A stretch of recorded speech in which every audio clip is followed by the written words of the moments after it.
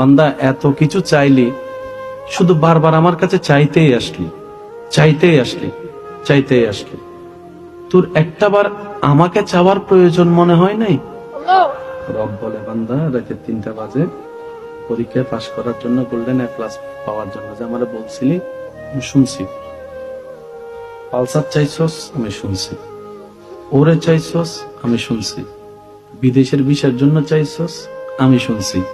একটা চাকরির জন্য তুই কান্নাকাটি করছস, আমি শুনছি।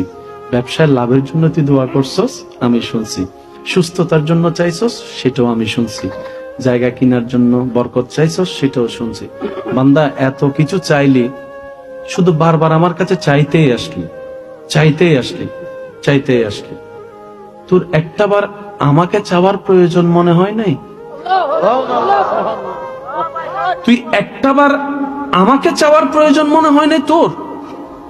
তোর কাছে আইফোন ইম্পর্টেন্ট। আইফোন না পেলে তুই ভাত বন্ধ করে দিচ্ছিস। তুই গাড়িটা না পেলে, তোর স্বপ্ন পূরণ না হলে তুই সুইসাইড করে ফেলতেছিস। বন্ধা, আমার জন্য কখনো এরকম অন্তর কি তোর কান্না করেছে? আল্লাহ যদি নারাজ হয়, আমার সব শেষ হয়ে যাবে। আল্লাহ যদি রহমত তুলে নেয়, আমার সব শেষ হয়ে যাবে। একবার কি তোর অন্তর আমার জন্য কেঁদেছে? বান্দারে, জিনিসে চাইলি, আমারে তো চাইলি না, আমারে তো চাইলি না, আমারে তো চাইলি না। অথচ তুই বান্দা 1000টা জিনিসের লিস্টি না করে একবার যদি একটা লিস্টিতে থাকতে পারতি, মওলা শুধু তোমাকে চাই, তোমাকে চাই, তোমাকে চাই, তোমাকে চাই, তোমাকে চাই। একটু জোরে বলি না সুবহানাল্লাহ। তোমাকে চাই।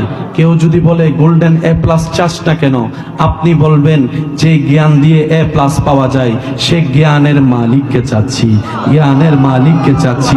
কেউ যদি বলে ব্যবসার মধ্যে বরকত চাস না কেন, আপনি বলবেন যার থেকে রিজিক বন্টন হয়, সে রাজ্জাককে তো চাচ্ছি আমি, সে রাজ্জাককে চাচ্ছি।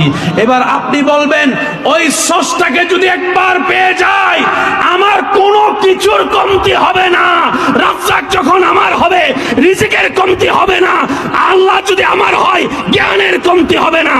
ইজ্জত দাতা যদি আমার হয়, দুনিয়া এবং আখিরাতে সম্মানেরও কমতি হবে না।